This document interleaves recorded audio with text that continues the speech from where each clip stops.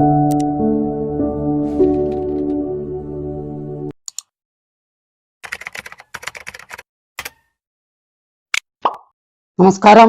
ശ്രീ പത്മനാഭസ്വാമി ക്ഷേത്രത്തിലെ ഐതിഹ്യങ്ങളാണ് ഈ വീഡിയോയിലൂടെ അവതരിപ്പിക്കുന്നത്. അതിനു മുമ്പേ ക്ഷേത്രത്തെ ഒന്ന് പരിചയപ്പെടാം.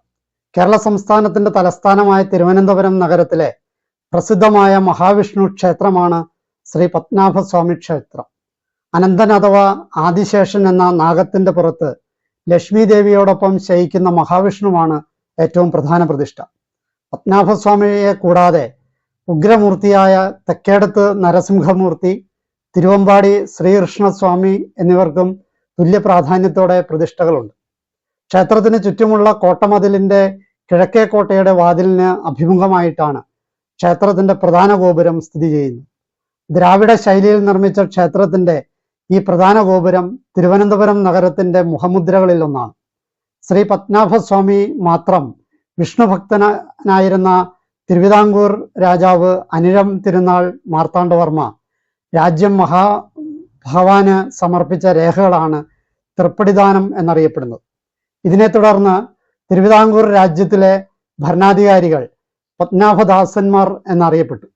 തമിഴ് സാഹിത്യത്തിലെ പ്രശസ്തരായ ആഴ്വാർമാർ പാടിപ്പുകഴ്ത്തിയ 108 ദിവ്യദേശങ്ങളിൽ ഒന്നായ ഈ ക്ഷേത്രത്തിൽ ഉപദേവതകളായി ഗണപതി, ധർമ്മശാസ്താവ്, ശ്രീരാമൻ, ലക്ഷ്മണൻ, സീത, ഹനുമാൻ,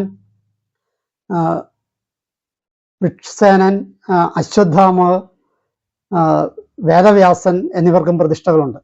മീനമാസത്തിൽ രോഹിണി കൊടിയേറിയും തുലാമാസത്തിൽ തിരുവോണമാറാട്ടായും 10 ദിവസം വീതം നീണ്ടു നിൽക്കുന്ന 2 ഉത്സവങ്ങളാണ് ക്ഷേത്രത്തിലെ പ്രധാന ആണ്ടുവിശേഷങ്ങൾ. കൂടാതെ അഷ്ടമി രോഹിണി, വിഷു, വൈകുണ്ഠ ഏകാദശി, മകരസംക്രാന്തി, കർക്കിടക സംക്രാന്തി തുടങ്ങിയവയും പ്രധാനപ്പെട്ട ദിവസങ്ങളാണ്. 6 വർഷത്തിലൊരിക്കൽ പ്രശസ്തരായ വേദപണ്ഡിതന്മാരുടെ വക മുറജപവും നടത്തപ്പെടാറുണ്ട്. തിരുവിതാംകൂർ രാജകുടുംബാംഗങ്ങൾ നടത്തുന്ന ട്രസ്റ്റാണ് ക്ഷേത്രഭരണം നടത്തുന്നത്.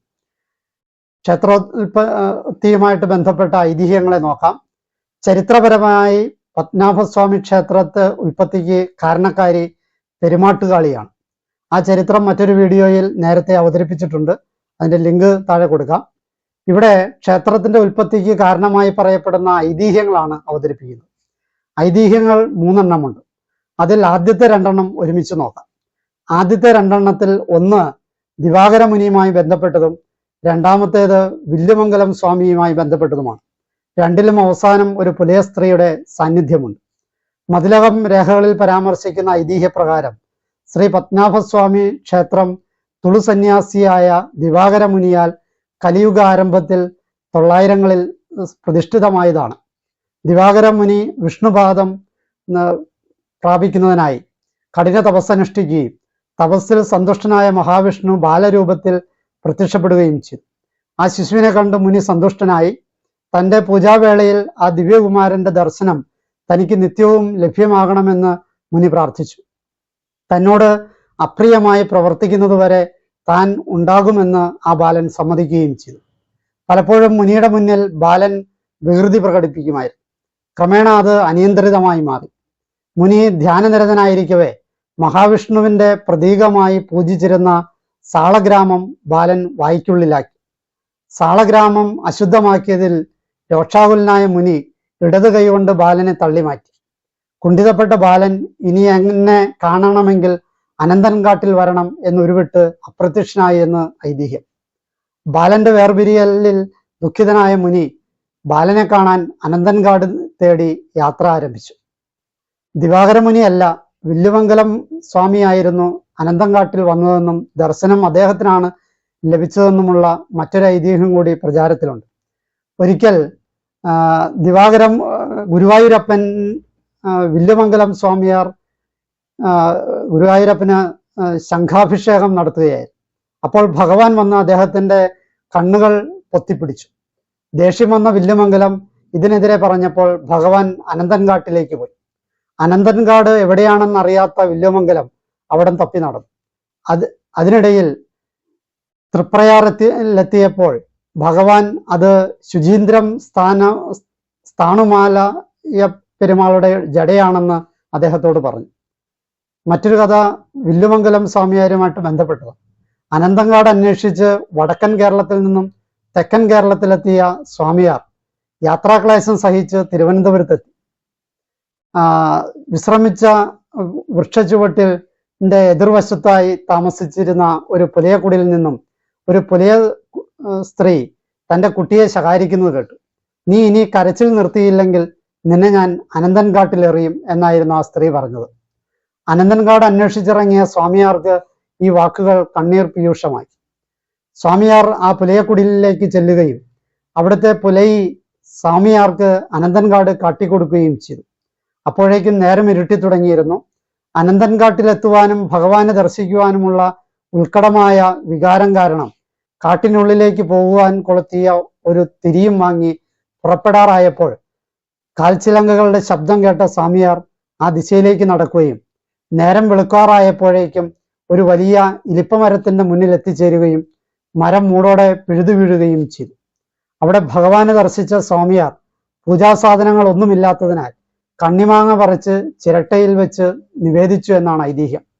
കണ്ണിമാങ്ങ നിവേദ്യം ശ്രീ പത്മനാഭന്റെ നിവേദ്യമാണ്. ദിവാകരമുനിയാണോ വില്ലുമംഗലമാണോ എന്ന് വിഭിന്ന അഭിപ്രായമുണ്ടെങ്കിലും ഒരു പുലയ സ്ത്രീയുടെ സാന്നിധ്യം രണ്ട് കഥകളിലും പറയുന്നുണ്ട്. ദിവാകരമുനിയുടെ അനന്തൻകാട് തേടിയുള്ള യാത്രക്കിടെ വിശ്രമവേളയിൽ ഒരു പുലയ സ്ത്രീ തന്റെ വികൃതിയായ കുഞ്ഞിനെ ശാസിക്കുന്നത് കാണാനിട വന്നു. ഞാൻ നിന്നെ അനന്തൻകാട്ടിലേക്ക് വലിച്ചെറിയും എന്ന ആ സ്ത്രീയുടെ വാക്കുകൾ അദ്ദേഹം ശ്രദ്ധിച്ചു. മുനി പുലയ സ്ത്രീയെയും കൂട്ടി അനന്തൻകാട്ടിലേക്ക് പോവുകയും അവിടെ അനന്തശയനത്തിൽ സാക്ഷാൽ പത്മനാഭസ്വാമി പള്ളി കൊള്ളുന്ന ദർശനം ലഭിക്കുകയും ചെയ്തു. മുനി പിന്നീട് ഭഗവത് ദർശനത്തിനായി അവിടെ തപസ്സനുഷ്ഠിച്ചു. അധികം വൈകിയില്ല, അവിടെ ഉണ്ടായിരുന്ന വൻ വൃക്ഷം കടപൊഴുകി വീഴുകയും മഹാവിഷ്ണു അനന്തശായിയായി മുനിക്ക് മുന്നിൽ പ്രത്യക്ഷപ്പെടുകയും ചെയ്തു. ഭഗവാന്റെ ശിരസ് തിരുവല്ലത്തും പാദങ്ങൾ തൃപ്പാപ്പൂരും ഉരോഭാഗം തിരുവനന്തപുരത്തുമായി കാണപ്പെട്ടു. ഇന്ന് 3 ക്ഷേത്രങ്ങളുണ്ട്. ഭഗവത് സ്വരൂപം പൂർണ്ണമായും ദർശിക്കുവാൻ കഴിയാത്തവണ്ണം വലിപ്പമുള്ളതായിരുന്നു അത്രേ. തൻ്റെ കൈവശമുണ്ടായിരുന്ന യോഗദണ്ഡിന്റെ 3 ഇരട്ടി നീളമായി ഭഗവത് സ്വരൂപം ദർശിക്കാനാകണമെന്ന് പ്രാർത്ഥിച്ചു. ആ പ്രാർത്ഥന ഫലിച്ചതിനാൽ ഇന്ന് കാണുന്ന രൂപത്തിൽ ദർശനം കിട്ടിയെന്ന് ഐതിഹ്യം പറയുന്നു. മുനി ഭക്ത്യാദരപൂർവ്വം ഭഗവാനെ വന്ദിക്കുകയും പൂജാതി കർമ്മങ്ങൾ ആരംഭിക്കുകയും ചെയ്തു. കാസർഗോഡ് ജില്ലയിലുള്ള അനന്തപുര തടാക ക്ഷേത്രം ആണ് ഈ ക്ഷേത്രത്തിന്റെ മൂലസ്ഥാനം എന്ന് കരുതുന്നവരുമുണ്ട്. ബലരാമനുമായി ബന്ധപ്പെട്ട ഐതിഹ്യത്തെ നോക്കാം. പത്മനാഭസ്വാമി ക്ഷേത്രത്തിന്റെ 3ാമത്തെ ഐതിഹ്യം ബലരാമനുമായി ബന്ധപ്പെട്ടതാണ്. മഹാവിഷ്ണുവിന്റെ അവതാരമായ ബലരാമൻ ഭാരതവർഷം മുഴുവൻ പ്രദക്ഷിണമായി സഞ്ചരിച്ച് തീർത്ഥസ്നാനം ചെയ്തതായി ശ്രീമദ് ഭാഗവതം ദശമസ്കന്ധം 79:18 പറയുന്നു. കന്യാകുമാരിയിൽ നിന്ന് പുറപ്പെട്ട അദ്ദേഹം വിഷ്ണു സാന്നിധ്യമുള്ള തിരുവനന്തപുരത്ത് അഥവാ ഫാൽഗുനത്ത് വന്ന് പത്മതീർത്ഥത്തിൽ സ്നാനം ചെയ്ത് പശുക്കളെ ദാനം ചെയ്തു എന്നും പുരാണം വിവരിക്കുന്നു. ഭഗവാൻ ബലരാമന്റെ ആഗമനവുമായി ബന്ധപ്പെട്ട് ശ്രീ പത്മനാഭസ്വാമി ക്ഷേത്രത്തിൽ പ്രചാരമുള്ള കഥ ഇപ്രകാരമാണ്. ദ്വാപരയുഗത്തിൽ തന്നെ തിരുവനന്തപുരത്ത് പത്മനാഭ സാന്നിധ്യമുണ്ടായിരുന്നെങ്കിലും ഇവിടെ പത്മനാഭ വിഗ്രഹമോ ക്ഷേത്രമോ ഇല്ലായിരുന്നു. തിരുവനന്തപുരം അന്ന് അനന്തൻകാട് എന്ന വനമായിരുന്നു. വനത്തിനുള്ളിലാണ് പത്മതീർത്ഥക്കുളം സ്ഥിതി ചെയ്തിരുന്നത്. പത്മതീർത്ഥത്തിൽ സ്നാനം ചെയ്ത ശേഷം ബലരാമൻ കുളക്കരയിൽ വെച്ച് ഗോദാനം ചെയ്തു. വളരെ കാലമായി ബലരാമന്റെ ആഗമനം കാത്തിരുന്ന ദേവന്മാരും സിദ്ധന്മാരും മുനികളും അദ്ദേഹത്തെ കാണാൻ അവിടെ എത്തി. അവരെ ആലിംഗനം ചെയ്ത് സ്വീകരിച്ച ഭഗവാൻ വേണ്ട വരം ചോദിക്കാമെന്ന് അവരോട് പറഞ്ഞു. സാമ്രാജ്യമോ സ്വർഗമോ എന്നല്ല, സാക്ഷാൽ വൈകുണ്ഠ ലോകം പോലും വേണ്ടെന്ന് പറഞ്ഞ് ആ മഹാഭാഗവതന്മാർ തങ്ങൾക്ക് ഭഗവത് ദർശനം ലഭിച്ച പത്മതീർത്ഥക്കരയിൽ ഭഗവാനെ മാത്രം സ്മരിച്ചും നാമകീർത്തനം ചെയ്തും കഴിയാനാണ് മോഹമെന്നും പറഞ്ഞു. അങ്ങനെ ആകട്ടെ എന്ന് ബലരാമൻ അവരെ അനുഗ്രഹിച്ചു. ബലരാമൻ ഗോദാനം ചെയ്ത സ്ഥാനത്താണ് ശ്രീ പത്മനാഭസ്വാമി ക്ഷേത്രത്തിലെ ചുറ്റമ്പലത്തിന്റെ തെക്കു പടിഞ്ഞാറ് ഭാഗം സ്ഥിതി ചെയ്യുന്നത്. ഈ ഭാഗം മഹാഭാരതക്കോൺ എന്നാണ് അറിയപ്പെടുന്നത്. ഈ കഥകൾ എല്ലാവർക്കും ഇഷ്ടപ്പെട്ടു എന്ന് വിചാരിക്കുന്നു. എന്നെ ശ്രവിച്ച നിങ്ങൾക്ക് നന്ദി. നല്ല നമസ്കാരം.